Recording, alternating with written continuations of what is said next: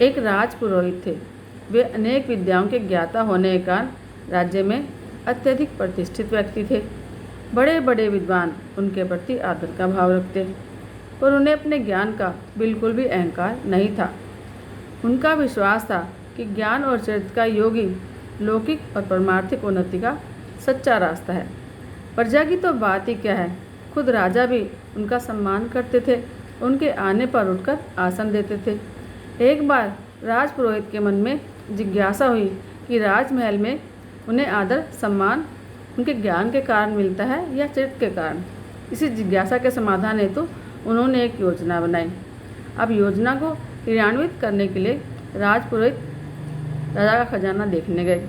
खजाना देखकर लौटते समय उन्होंने खजाने में से 5 बहुमूल्य मोती उठाए और उन्हें अपने पास रख लिया। खजांची देखता ही रह गया। अब राजपुरोहित के मन में धन का लालच, ये तो उसने सपने में भी सोचा नहीं था। खजांची को ये समझ नहीं आया कि क्या हो रहा है। उसका वह दिन उसी उधेड़-बुन में बीत गया। दूसरे दिन राज दरबार से लौटते समय राजपुरोहित पुनः खजाने की ओर मुड़े और उन्होंने फिर से 5 मोती उठाकर अपने पास रख लिए। अब तो खजांची के मन में राजपुरोहित के लिए जो श्रद्धा थी पहले से, वह कम होने लगी। तीसरे दिन जब फिर से वही घटना घटी तो उसके धैर्य का बांध टूट गया। अब उसका संदेह इस विश्वास में बदल गया कि राजपुरोहित की नीयत सचमुच खराब हो गई है। उसने राजा के इस घटना के बारे में बताया।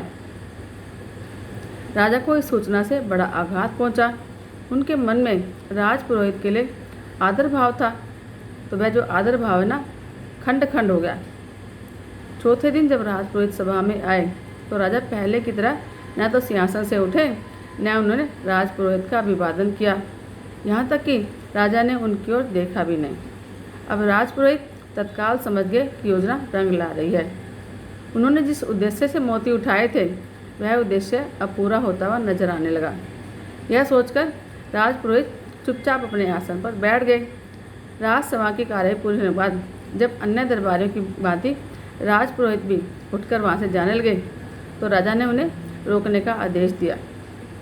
सभी सभासदों के जाने के बाद राजा ने उनसे पूछा कि सुना है आपने खजाने में कुछ गड़बड़ी करी है। इस प्रश्न पर जब राजपुरोहित चुप हो गए तो राजा का आक्रोश फूट पड़ा। इस बात से कुछ और जोर से बोले कि क्या खजाने में से आपने कुछ मोती उठाए हैं। अब राजपुरोहित ने मोती उठाने की बात को स्वीकार कर लिया। राजा का अगला प्रश्न था, आपने कितने मोती उठाए और कितनी बार। राजा ने पुनः कहा, वे मोती कहाँ पर हैं। राजपुरोहित ने एक पुड़िया जेब से निकाली और राजा के सामने रख दी, जिसमें कुल 15 मोती थे। राजा के मन में आक्रोश, दुख और आश्चर्य के भाव एक साथ उभर आए। राजा बोले, राजपुरोहित जी, आपने ऐसा गलत काम क्यों किया।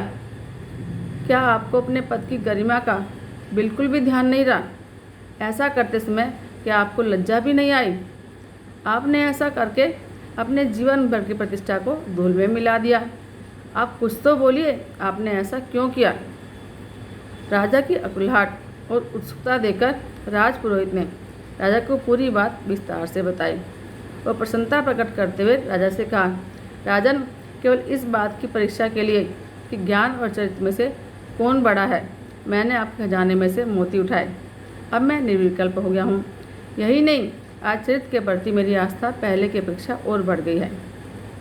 आपसे और आपकी प्रजा से अभी तक मुझे जो प्यार और सम्मान मिला, वह ज्ञान के कारण नहीं, मेरे चरित्र के कारण मिला। आपके खजाने में सबसे अधिक बहुमूल्य वस्तु सोना, चांदी और हीरे मोती नहीं, बल्कि चरित्र हैं। अतः मैं चाहता हूँ कि आप अपने राज्य में चरित्र संपन्न लोगों को अधिक से अधिक प्रोत्साहन दें, ताकि चरित्र का मूल्य बढ़ता ही रहे। कहा भी जाता है कि धन गया तो कुछ नहीं गया, स्वास्थ्य गया तो कुछ गया, और चरित्र गया तो सब कुछ चला गया। जय श्री कृष्ण।